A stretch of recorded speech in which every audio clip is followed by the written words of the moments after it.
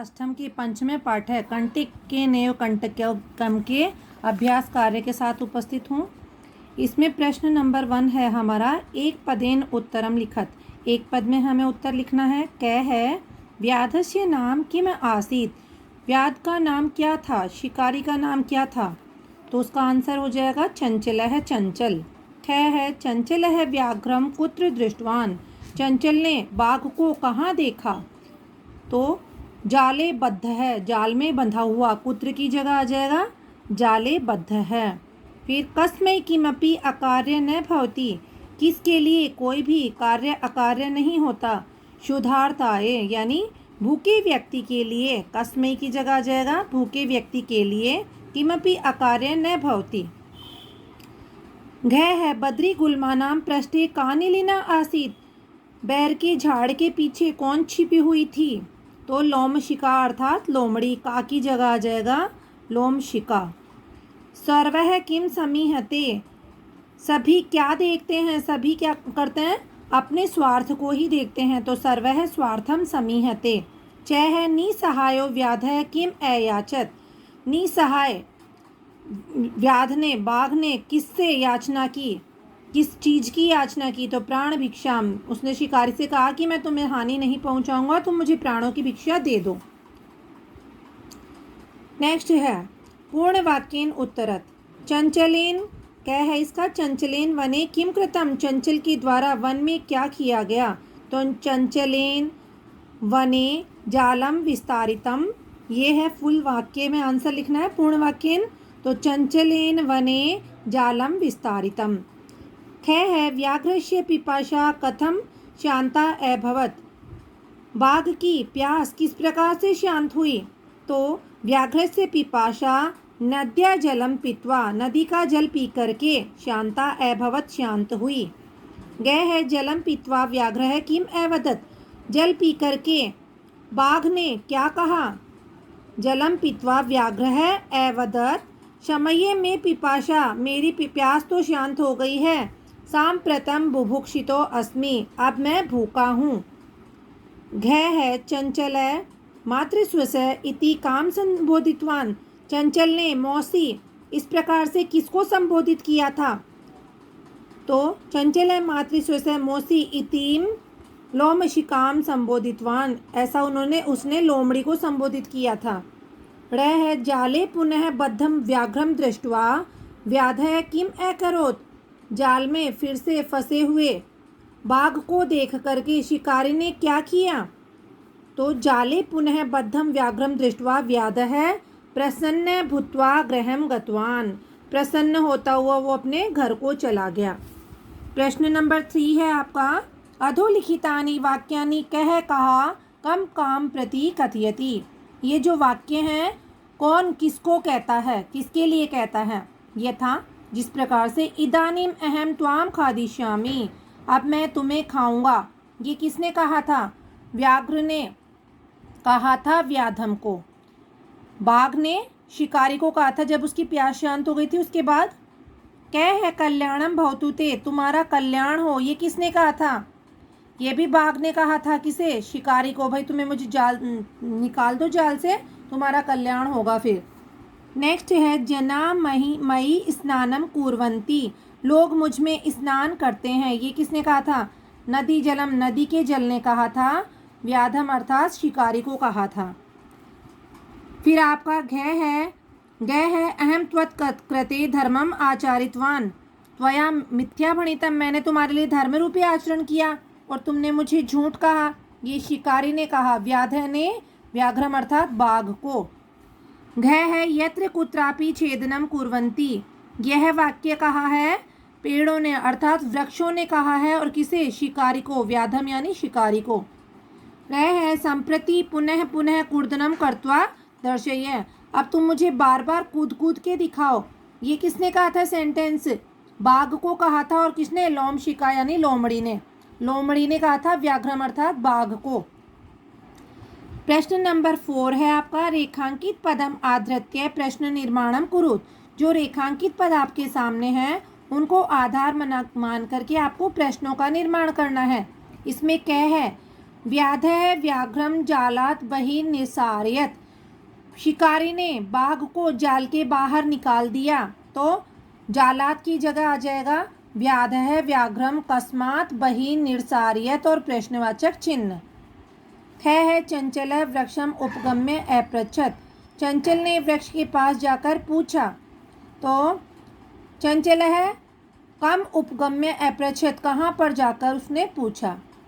फिर ग है व्याघ्र लोम शिकाय निखिलाम कथाम न्यवेदयत्। शिकारी ने लोमड़ी को सारी कथा को सुना दिया। तो कश्य यानी किसके लिए पूरी कथा को सुनाया, किसको सुनाया है ना, कश्य हो जाएगा। फिर घ है मानवः वृक्षाणाम छायायाम विरमन्ति। मानव वृक्षों की छाया में विश्राम करते हैं, रहते हैं और उसको भूल जाते हैं। तो मानवः केशाम छायायाम विरमन्ति और प्रश्नवाचक चिन्ह। ड़ है व्याघ्र है नद्याः जलेन व्याधस्य पिपाशाम अशमयत्। शिकारी ने नदी के जल से बाघ की प्यास को शांत किया। तो व्याघ्र है कस्यः जलेन व्याधस्य पिपाशाम अशमयत् प्रश्नवाचक चिन्ह। प्रश्न नंबर आपका 5 है मंजूषातः पदानि चित्वा कथाम पूरयत्। मंजूषा से पदों को चुन करके आपको कथा पूरी करनी है। मंजूषा जो ये बना हुआ है मंजूषा, इसमें से वर्ड्स चुनने हैं। एकस्मिन् वने एकः वृद्धः व्याघ्रः आसीत्। एक वन में एक बूढ़ा बाघ था। स एकदा व्याधेन विस्तारिते जाले बद्धः अभवत्। वह एक बार शिकारी के द्वारा फैलाए गए जाल में बंध गया, फंस गया। स बहु प्रयासं कृतवान् किंतु जालात् मुक्तः न अभवत्। उसने बहुत प्रयास किए किंतु वह जाल से मुक्त नहीं हुआ। अकस्मात् तत्र एकः मूषकः समागच्छत्। अचानक वहाँ एक चूहा आया। बद्धं व्याघ्रं दृष्ट्वा स तम अवदत्। अहो, बंधे हुए बाघ को देख करके उसने उसको कहा, अरे भवान जाले बद्धे, आप जाल में बंध गए हैं। अहम त्वाम मोचयितुम इच्छामि, मैं आपको छुड़ाना या छोड़ना या इसमें से मुक्त करना चाहता हूँ। तच्छ्रुत्वा व्याघ्रः साट्टहासम् अवदत्। अरे, उसको सुन करके बाघ जोर से हंसकर उसने बाघ ने हंसकर कहा, अरे त्वम क्षुद्र जीव है मम सहायम करिष्यसि। तुम छोटे से जीव मेरी सहायता करोगे। यदि त्वाम माम मोचयिष्यसि तर्हि अहम त्वाम न हनिष्यामि। यदि तुम मुझे इस जाल से छुड़ा दोगे तो मैं तुम्हें नहीं मारूंगा, तुम्हें हानि नहीं पहुंचाऊंगा।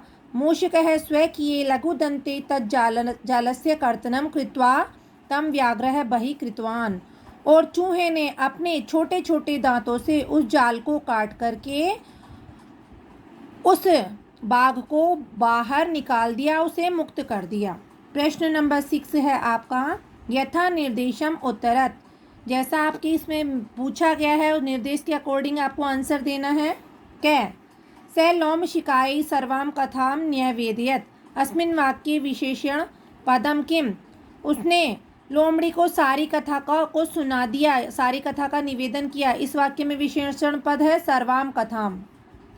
फिर ख है अहम त्वत्कृते धर्मम आचारितवान्। अत्र अहम इति सर्वनाम पदम कस्मै प्रयुक्तम्। अहम त्वत्कृते धर्मम आचारितवान्। अत्र अहम इति सर्वनाम पदम व्याधाय, और व्याध का नाम था चंचल, तो व्याधाय चंचलाय प्रयुक्तम। ग है सर्वः स्वार्थः समीहते। सभी अपना स्वार्थ ही चाहते हैं, अपना स्वार्थ ही सिद्ध करते हैं। अस्मिन् वाक्ये कर्तृपदम किम। अस्मिन् वाक्ये कर्तृपदम सर्वः यानी सभी। घ है सा सहसा चंचलम उपसृत्य कथयति। वाक्यात् एकम अव्ययपदम चित्वा लिखत। इस वाक्य में से हमें एक अव्ययपद चुन करके लिखना है। तो सहसा इसमें से अव्ययपद है, सहसा अव्ययपद है, तो अव्ययपद हो जाएगा सहसा। ड़ है का वार्ता माम अपि विज्ञापय। क्या हुआ मुझे भी बताओ। अस्मिन् वाक्ये क्रियापदम किम। क्रियापदस्य पद परिचयम अपि लिखत। तो अस्मिन् वाक्ये क्रियापदम है क्रियापदम विज्ञापय, और इसका पद परिचय हो जाएगा वि उपसर्ग प्लस ज्ञा धातु प्लस ल्यप प्रत्यय है ना। तो ये कौन सा है, लोट लकार का मध्यम पुरुष का एक वचन है ये, ठीक है। फिर प्रश्न नंबर 7 आपका, उदाहरण अनुसारम रिक्त स्थानानि पूरयत। उदाहरण के अकॉर्डिंग आपको रिक्त स्थान पूरी करने हैं। जैसे प्रथमा का स्वस्त्री का प्रथमा बनाना है, तृतीया में सबका तृतीया बनाना है। फिल इन द ब्लैंक में जो विभक्ति बताई गई है वही आपको लिखनी है। तो मातृ की प्रथमा होती है माता, मातरौ, मातरः। तो स्वस्त्री की हो जाएगी स्वसा, स्वसारौ, स्वसारः। फिर मातृ की तृतीया है मात्रा, मातृभ्याम, मातृभी। स्वस्त्री की तृतीया हो जाएगी स्वस्त्रा, स्वस्त्रीभ्याम, स्वस्त्रीभी। फिर स्वस्त्री की सप्तमी दे रखी है आपको स्वसरी, स्वस्त्रो, स्वस्त्रीसु। तो मातृ की हो जाएगी मातरी, मात्रौ, मातृषु। फिर षष्ठी विभक्ति है स्वसुः, स्वस्त्रोः, स्वस्त्रीणाम। तो मातृ की षष्ठी हो जाएगी मातु, मात्रौ, मातृणाम। फिर प्रश्न नंबर 7 का आ है, इसमें आपको धातु और प्रत्यय लिखने हैं। तो पद हमको दिए हुए हैं, इनमें से धातु और प्रत्यय को पृथक करके लिखना है। गंतुम में गम प्लस तुमुन धातु है, गम धातु प्लस तुमुन प्रत्यय। द्रष्टुम में दृश्य धातु है और तुमुन प्रत्यय है। करणीयम में क्री धातु प्लस अनियर प्रत्यय है। पातुम में पा धातु प्लस तुमुन प्रत्यय है। खादितुम में खाद धातु प्लस तुमुन प्रत्यय है।